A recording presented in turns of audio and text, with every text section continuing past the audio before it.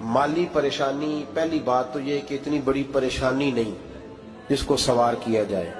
आयत पढ़ूंगा कुरान पाक की और मेरा ख्याल है कि बहुत सारी परेशानियां तो कुरान मजीद के लफ्जों से दूर हो जाएंगी। सूरह हूद है, उसकी आयत नंबर 6 है, 12वें सिपारे की पहली आयत है। क्या अंदाज है और मेरे रब का कितना मन मोह लेने वाला और दिल को छू लेने वाला अंदाज है। रब करीम ने फरमाया वमा मिन दाब्बतिन फिल अर्द, फरमाया नहीं जमीन पर कोई भी ऐसा चलने वाला, जमीन पर कोई ऐसा नहीं जो चलता हो, इल्ला अलल्लाहि रिज़्कुहा, जिसका रिस्क अल्लाह ने अपने जिम्मे न लिया हो। जमीन पे कोई चलने वाला ऐसा नहीं जिसके रिस्क की जिम्मेदारी रब करीम की ना हो। ये जिम्मेदारी रिस्क किसकी है?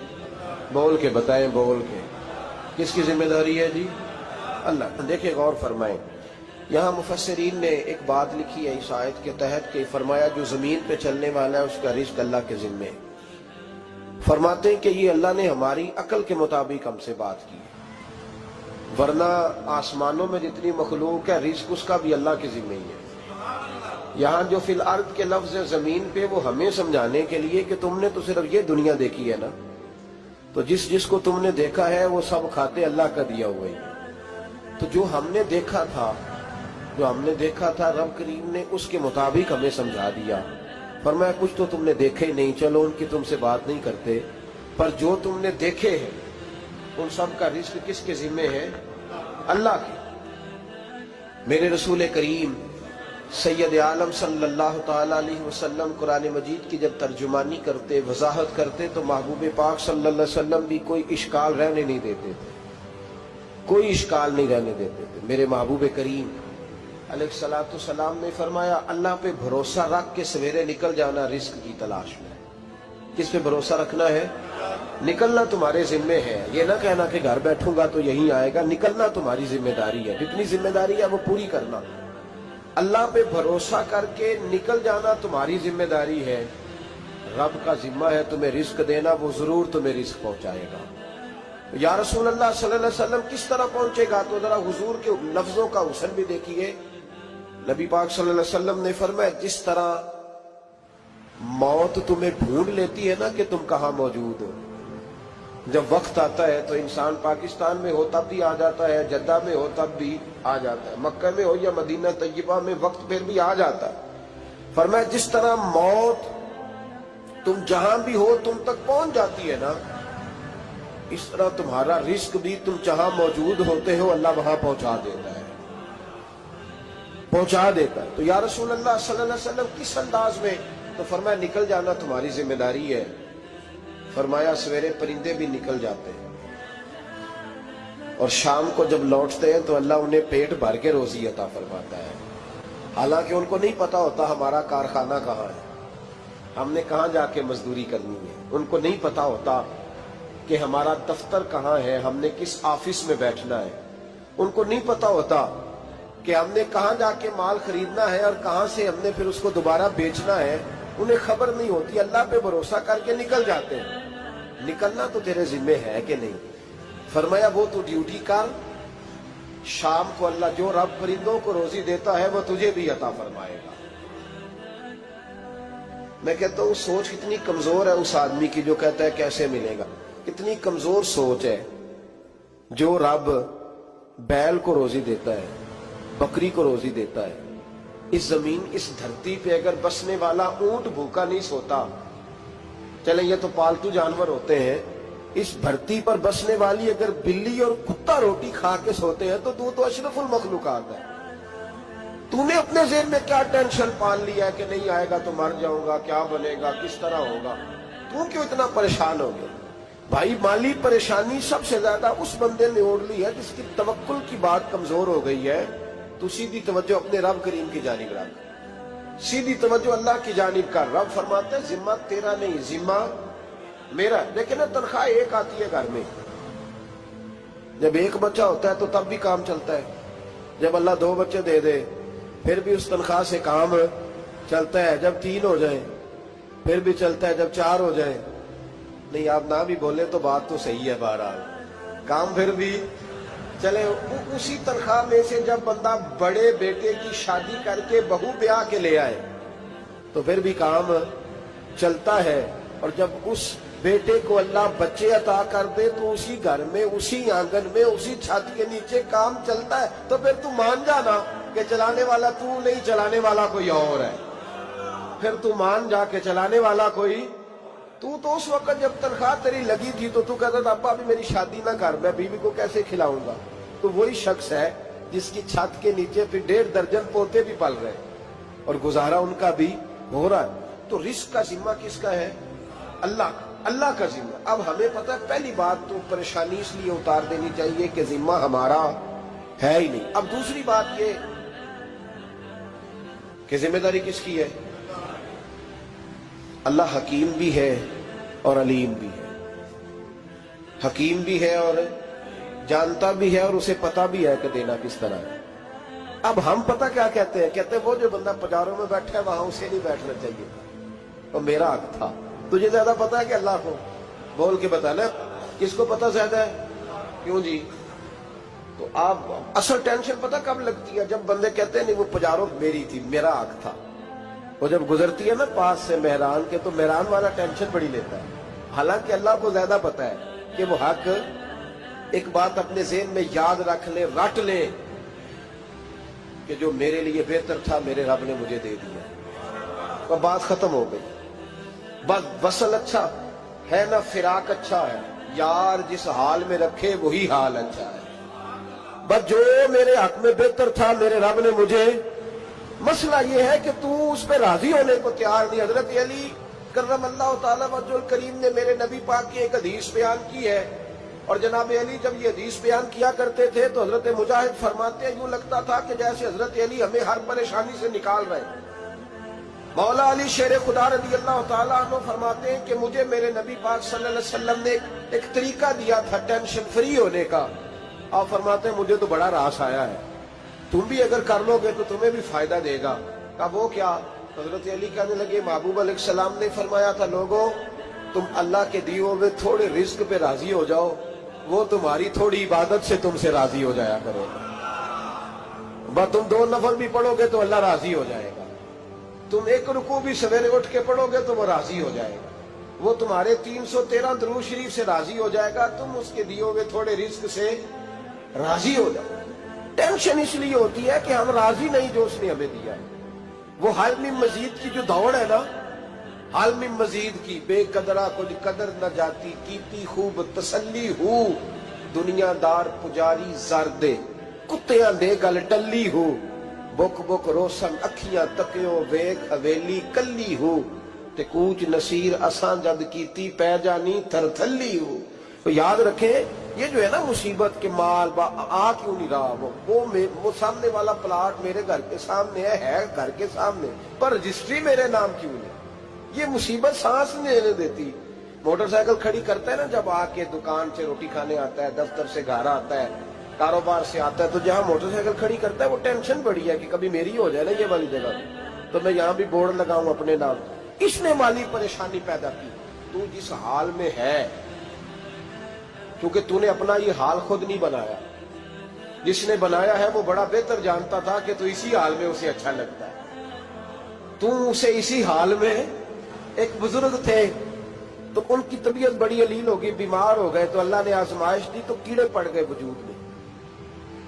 ایک کیڑا یہاں سے کھا رہا تھا، اللہ والے بڑے راضی رہتے ہیں اس کی رضا پہ، تو کیڑا یہاں کھا رہا تھا تو نیچے گر گیا، تو بابا جی نے اٹھا کے پھر وہاں رکھ لیا، کہنے لگے جب اس نے تیری ڈیوٹی مجھے کھانے کی لگائی ہے تو میں اس بات پہ راضی ہوں، تو نیچے کیوں گرتا ہے؟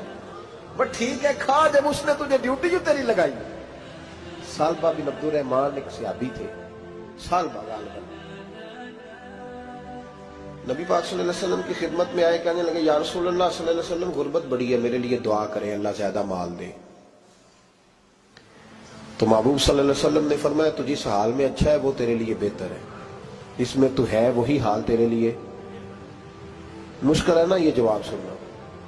کہتے پیر صاحب فلان جگہ سے تویز آیا، وہاں تو وارے نے آرے ہو گئے، تو آپ کے ہاں؟ تو میں کہتا ہوں یہ تویز دینے والا اگر تویز دے کے امیر بناتا ہے تو پہلے خود کیوں نہیں بنتا؟ یہ خود تو 150 کا طویز بیچ رہا ہے, اپنی بیچارے کی حالت یہ ہے. اگر اتنا ہی طویز اس کا چلتا ہوتا تو پہلے 5 جو پجاروں اس کے دروازے پہ کھڑی ہو. عجیب چکر ہے اور عجیب جگہ لوگ الجھ گئے, سمجھتے ہی نہیں بات کو. یا رسول اللہ صلی اللہ علیہ وسلم دعا کر دے تو محبوب نے کیا فرمایا؟ فرمایا تو جس حال میں ہے نا وہ حال تیرے لیے بہتر ہے, اسی میں رہ. کہ نہیں حضور دعا کرے. فرمایا سال بعد تو باز آ جا. حضور دعا کرے. فرمایا تو باز آ جا. 2-3 دفعہ کا ضد کی. محبوب نے فرمایا جا پھر اللہ تجھے زیادہ پیسے دے گا. چند بکریاں خریدی, اتنی برکت ہوئی کہ بکریوں کے ریوڑ بن گئے. پھر کچھ بکریاں بیچ کے گائے خرید لی, ان کے بھی ریوڑ ہو. پھر کچھ اونٹ اونٹنیاں لے لی, ریوڑ ہی ریوڑ. پہلے 5 وقت مسجد میں آتے تھے, اب فجر اور عشاء رہ گئی. پھر مال زیادہ ہوا تو مدینے شہر میں کوئی جگہ ہی نہیں, مدینے سے باہر حویلی خریدی, پھر جمعہ ہی رہ گیا. جمعے کے جمعے آتے. زکوٰۃ کا حکم آیا. میرے نبی کریم علیہ السلام نے حضرت ابو ہریرہ کو بھیجا. فرمایا جا اسے کہہ تیری زکوٰۃ بنتی ہے 2.5%. 10 کروڑ روپیہ ہو تو کتنی زکوٰۃ بنتی؟ بھئی 1 کروڑ کی 2.5 لاکھ ہوئی نا, تو 10 کروڑ کی کتنی ہوئی؟ تو بڑی مصیبت ہے جب بینک سے میسج آتا ہے نا کہ 25 لاکھ نکل گیا تیرے اکاؤنٹ سے. بہت بڑی مصیبت, بڑی ٹینشن ہوتی. ایک صاحب میرے پاس آئے, ان کی زمین اچانک مہنگی ہو گئی. اچانک پہلے کچھ 15-16 لاکھ کی ایکڑ زمین تھی, پھر وہ کروڑ کی ہو گئی. تو میرے پاس آئے, کہنے لگے وہ 10 کروڑ روپے بنتے ہیں تو زکوٰۃ. تو میں نے کہا آپ نے کیا کیا؟ زری زمین پہ عشر آتا ہے, اس پہ زکوٰۃ نہیں آتی, تو آپ نے کیا کیا؟ کہنے لگے وہ کچھ سوسائٹی کے رول کے مطابق میں نے فائلیں وغیرہ لے لی ہیں, اب میں نا کبھی موقع آئے گا تو ان کو بیچوں گا. تو میں نے کہا اب تو آپ کا یہ مال ہو گیا بزنس کا, تو اب تو اس پہ زکوٰۃ آئے گی. 10 کروڑ پہ جب 25 لاکھ سنا تو کہنے لگے فوراً دینی پڑتی ہے کہ تھوڑی تھوڑی سے بھی کام چل جاتا ہے. تو میں ان کا چہرہ دیکھنے لگا. میں نے کہا نہیں وہ تو آپ کو پتا ہے, ویسے حضرت عمر فرمایا کرتے تھے بانٹ کے نہ دو, کوشش کرو کسی ایک کوئی دو, چلو کسی کا تو کچھ بن جائے. تو ایک کوئی دینی چاہیے. کہنے لگے تو مطلب یہ ایسا ہی حکم ہے؟ میں نے کہا آپ کسی اور سے تحقیق کر لیں. اب یہ بھائی لیتے وقت نہیں تجھے ٹینشن ہوئی کہ 15 لاکھ کا کروڑ ہو گیا, تو اس وقت کبھی تو نے کہا کہ یا اللہ تو یہ کیسی سوچ ہے مسلمان, کس طرح کا اس کا. ہمارے ہاں جب کسی آدمی پہ حالات خراب ہوتے ہیں نا تو سب سے پہلے وہ اس طرح کرتا ہے کہ جو میں کہیں اللہ کے رستے میں دیتا ہوں پہلے اسے بند کروں. جس رستے تجھے آ رہا تھا پہلے تو نے وہ رستہ بلاک کیا. حضرت اسماء بنت ابی بکر صدیق کہتی ہیں میں حضور کو مسجد کے لیے, ادارے کے لیے, صحابہ صفہ کے لیے کچھ دے رہی تھی, تو میں نے گننا شروع کیا تو حضور مسکرانے لگے. حضور مسکراتے کیوں ہیں؟ تو فرمانے لگی, محبوب فرمانے لگے اسماء اللہ کے رستے میں گن گن کے نہ دیا کر, ورنہ وہ بھی تجھے گن گن کے دے گا. تو اس کے رستے میں بے حساب دے, وہ بھی تجھے بے حساب ہی عطا فرمائے. لیکن پہلے یہ والا پہلے دروازہ بند کرو, یہاں سے پیسے ختم ہو رہے ہیں. تو اس طرح کرنا بھائی. اس دفعہ سوٹ ذرا گرمیوں والے نہ خرید, لیکن جو تو اللہ کے رستے میں دے رہا ہے اسے دیتا رہے. لیکن ہم اپنا نقصان کرتے ہیں, زیادتی کرتے ہیں اپنے ساتھ. میں نے آپ کو پہلے بھی بتایا تھا پیار کی بولی ہے, پھر بولتا ہوں. ایک بڑے بڑے پیار والے دوست ہیں, ایک دفعہ مجھے کہنے لگے کہ آپ کئی دفعہ اعلان کرتے ہیں تو مجھے اچھا نہیں لگتا, اور آپ ادارہ بھی بہت زیادہ بننے والا ہے, بڑی چیزیں میں دیکھتا ہوں جو ہوں تو بڑا نظام اچھا ہو جائے, آپ دعا کریں اللہ مجھے پیسے دے تو میں بڑے سارے خرچ کروں گا اس کے رستے میں. تو میں نے کہا یا اللہ اسے 10 کروڑ دے, یہ 9.5 کروڑ تیرے رستے میں دے دے گا. تو چپ کر گیا, جس طرح آپ نہیں کر گئے سارے, چپ کر گیا وہ بھی. اس نے کہا جی نہیں جی انشاءاللہ کریں گے. تو میں کیا پلیا جی دعا پہ ہی ہوں, ابھی تو وہ آئیں گے تو تب دیکھی جائے گی. تو یہیں اڑ گیا, یعنی 9.5 کروڑ اللہ کے رستے میں خرچ کرنے کی دعا پہ بھی آمین کوئی نہیں کہتا کہ چلو آمین ہی کہہ دیں. تو میں کہا تینوں تے 50 لاکھ بچتا سی پیا, لیکن تو اس سودے پہ تیار ہے. جب یہ سوچ ہوتی ہے, یہ غلط سوچ ہے. یہ بات تو اگر تم مسکرانے والی, لیکن یہ سوچ صحیح نہیں. حضرت عثمان غنی رضی اللہ تعالیٰ عنہ کہتے ہیں جس وقت نبی پاک صلی اللہ علیہ وسلم نے اعلان کیا نا جنگ کے موقع پر کہ 800 سپاہیوں کا خرچہ چاہیے, کہتے ہیں میرے پاس 600 کا تھا. یہاں ایک روایت میں حضور نے 1000 کا اعلان کیا تو میرے پاس 800 کا تھا. جب 2-3 دفعہ نبی پاک نے اعلان کیا تو کہتے ہیں میں نے کھڑے ہو کے کہا یا رسول اللہ پورا 800 میری طرف سے. کہتے میں نے 200 سپاہی کا خرچہ ادھار اٹھایا لیکن پورے 2 مہینے نہیں گزرے تھے، رب کریم نے مجھے کئی گنا کر کے پیسے واپس عطا فرما دیے۔ اور بات تو یہ ہے کہ تیری وہاں لو لگی ہو، تو تجارت کرتا ہے ان لوگوں کے ساتھ جو کیا دے سکتے۔ تو سالبہ کے پاس حضور نے پیغام بھیجا، پہلے تو کہا تیرے لیے بہتر نہیں مال، جب اصرار کیا تو بڑی برکت ہو گئی، بڑا آیا تو فرمایا زکوٰۃ دے، 2.5 زکوٰۃ ہے۔ جب سوچا کہ 5 اونٹوں پہ ایک بکری جائے گی اور بڑا سارا مجھے دینا پڑے گا، اب جب غور کیا تو یہ تو نہ کہا کہ میں نہیں دیتا۔ حضرت ابو ہریرہ سے کہنے لگے نبی کریم علیہ السلام کی خدمت میں عرض کرنا کہ میں خود آؤں گا۔ حضرت ابو ہریرہ نے آ کے عرض کی یا رسول اللہ صلی اللہ تعالی علیہ وسلم، حضور وہ کہتے تھے میں خود آؤں گا، تو کہتے ہیں محبوب نے ٹھنڈی سانس لی، فرمایا اسے کہا تھا کہ تیرے لیے مال بہتر نہیں، اب ہلاک ہو گیا، ہائے افسوس ہلاک ہو گیا۔ ان کو بھی تھوڑی دیر کے بعد احساس ہوا کہ یہ میں نے کیا کیا، نبی پاک کو ہی کہہ دیا نہیں ہے، حضور کو کہہ دیا بعد میں آؤں گا۔ اب دوڑے آئے، عرض کی حضور میں سارا کچھ لے کے آئے ہوں، قبول کر لیں۔ محبوب نے فرمایا گویا بلال حبشی کی خشک کھجور بھی قبول ہے، اور صہیب رومی ایک اٹی باندھ کی لائے تو وہ بھی قبول ہے، اور عمار بن یاسر اور مصعب بن عمیر اگر 2 دینار دے جائیں اور کوئی پرانا جوڑا کسی سپاہی کے لیے چھوڑ جائے تو وہ بھی قبول ہے، لیکن تو اپنا لاکھوں لے کے چلا جا، تیرا کوئی نہیں قبول، معاف کر دے۔ فرمایا جا معاف کیا، پر پیسے لے کے نہ آنا۔ اگلے سال پھر آئے، بندے ہوئے ہاتھ ہیں، محبوبہ میں دولت کا کیا کروں گا، آگ لگا لیے، قبول کر لے، فرمایا تو لے جا، تیرا نہیں قبول، گرا جو ان کی نگاہ سے وہ سنبھل نہیں سکتا۔ حضور نے وصال ظاہری کیا تو جناب صدیق اکبر کے پاس آئے، لاکھوں کا مال، ابو بکر قبول کر لو، تو جناب صدیق اکبر کہنے لگے اس کا کر لو جس کا نبی نے نہیں کیا، چل جا کوئی نہیں چاہیے۔ حضرت عمر کے زمانے میں قحط پڑ گیا، بارشیں نہیں ہوتی، غلہ نہیں ملتا، حالات خراب ہے، مالی طور پہ بحران آ گیا، غربتیں، مجبوریاں، تکلیفیں، آ کے روئے، عمر میرا قبول کر لو، مجھے معافی تو مل گئی تھی نا۔ فرمایا معافی اپنی جگہ پہ، پر جس کا مصطفیٰ نے قبول نہیں کیا۔ بہت سارے لوگوں کو پتہ ہی نہیں کہ ان کا قبول ہی نہیں ہوا، اور وہ الجھے ہوئے، انہیں خبر ہی نہیں کہ اصل بات کیا ہے۔ فرمایا جس کا مصطفیٰ کریم نے قبول نہیں کیا، اب ہیرے اور جواہرات بھی لے کے آئے تو بھوکے مریں گے، پر اس کا قبول، اس بات پہ راضی رہو، اس حال میں اللہ نے رکھا ہوا، اس حال میں راضی رہو۔ جو مصیبت ہے نا دیکھنی کہ وہ بھی میرے پاس، تمہیں کیا پتا، کبھی پوچھ تو صحیح اس سے وہ کس مصیبت کا شکار ہے، جو مالی طور پہ بڑا امیر ہے، تو اس کی طرف دیکھ کے اپنا دل برا کرتا ہے۔ بس جس حال میں رب نے رکھا ہے اس حال میں رہ۔ حضرت عثمان غنی کے زمانے میں تو وہ وصال کر گئے، لیکن بھائی تو جس حال میں تیرا رب تجھے رکھتا ہے اس حال میں رہ، تیری مالی پریشانیاں ختم ہو جائیں۔ میں نے پہلے بھی شاید آپ کو ایک دفعہ کہا تھا، میں تعلیم سے فارغ ہوا تو میرے ایک استاد اور میرے کچھ دوست کہنے لگے افریقہ آ جائیں آپ، وہاں ایک بہت بڑا ادارہ ہے، اس کو چلائیں، اس کو سنبھالیں۔ میری والدہ سے میں نے کہا، اس طبیعت ہوتی ہے نا انسان کی، میرا بھی دل لگ گیا۔ میری اماں پڑھی نہیں تھی لیکن اللہ نے دانائی بڑی عطا فرمائی تھی، حکمت بڑی تھی، سیانی بڑی تھی۔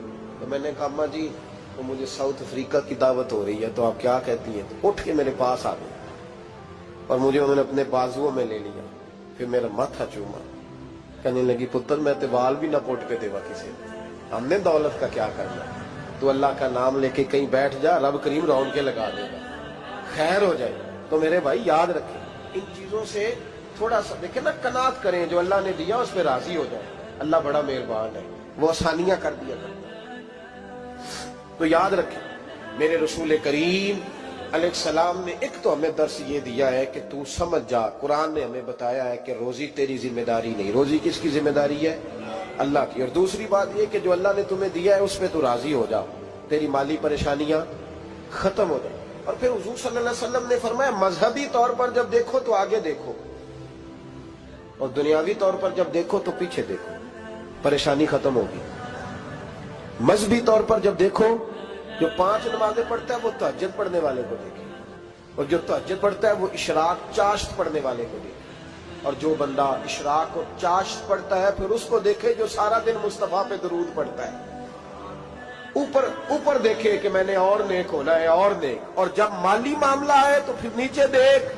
اگر تو بیٹھا نا پجاروں پہ تو پھر ٹوڈی والے پہ نظر کر اس کا کیا حال ہے، اور اگر تو وہاں بیٹھا ہے تو دیکھ مہران والا بھی تو گاڑی چلا ہی رہا ہے، اور اگر تو وہاں ہے تو موٹر سائیکل والا دیکھ، اور تو وہاں ہے تو پھر سائیکل والے پہ نظر، اور اگر تو سائیکل والا ہے تو پیدل والے کو دیکھ، اگر تو کرائے کے مکان میں رہتا ہے تو پھر جھونپڑی والے کو دیکھ، اور اگر تو جھونپڑی میں رہتا ہے تو پھر بھی پریشان نہ ہونا. کچھ ایسے بھی ہیں جنہیں جھونپڑی بھی نصیب نہیں، جو سڑک پہ لیٹے ہوئے. اور اگر تو تندرست ہے نا تو کبھی جا کے اسپتال میں دیکھ حال کیا ہے، لوگ کس حال میں ہیں. تو ہم شکر نہیں ادا کرتے، اس کا نقصان کیا ہوتا ہے، نعمتیں چلی جاتی ہیں. اللہ فرماتے ہیں لئن شکرتم لازیدنکم، تو شکر ادا کر، میں نعمتوں میں اضافہ کر دوں. تو بھائی مالی پریشانی کا تیسرا سبب یہ ہے کہ ہم دیکھتے ہیں مالی طور پر اوپر، تو پھر ہمیں طبیعت بگڑتی ہے. اور پھر مالی پریشانیوں کے کچھ اور اسباب بھی ہیں. امام شافعی فرماتے ہیں جن گھروں میں لوگ فجر کی نماز کے وقت سوئے ہوتے ہیں ان گھروں میں رزق نہیں آتا. آپ فرماتے ہیں فجر کا وقت اللہ کے دینے کا وقت ہے، اس وقت اللہ بانٹتا ہے. حضور صلی اللہ علیہ وسلم کا فرمان ہے نا حدیث میں کہ تہجد کے وقت اللہ پہلے آسمان پہ نزول جلال فرماتا ہے جو اس کی شان کے لائق ہے تہجد کے وقت، اور وہ کہتا ہے مانگو میں تمہیں عطا کروں گا. لینے کی باری آئے تو بندہ سمیٹ سماٹ کے اندر گھس جائے. ہمارے ہاں یہ ہوتا ہے کہ عشاء کے بعد بچے بیٹھتے ہیں موبائل لے کے، تہجد کا وقت آتا ہے تو ان کی آنکھیں بند ہونی شروع ہوتی، تو لینے کے وقت تو سویا تھا، ذرا مسئلہ کیسے حل ہوگا؟ بھائی جب کوئی آدمی خیرات بانٹ رہا ہو تو جو پیالہ پیچھے کر لے اسے ملے گا؟ کہتے اس وقت آنا جب میں بانٹ رہا تھا، اب تو کدھر آ گیا ہے؟ مثال دے رہا ہوں. تو فجر کا وقت مانگنے کا ہے، تو ساری رات تو گزر گئی گیمیں کھیلتے، ٹی وی دیکھتے، اور جو لینے کا وقت تھا تو سو گیا، تو کیسے آئے گا تیرے پاس؟ تو اٹھے سویرے بندوں سے مانگ کے دیکھ لیا، بڑی عزتیں خراب ہوئی. فجر کا وقت اٹھ کے جھولی پھیلائے. میرے رسول پاک علیہ السلام فرماتے ہیں، رب فرماتے ہیں جب بندے میرے آگے جھولی پھیلاتے ہیں مجھے شرم آتی ہے.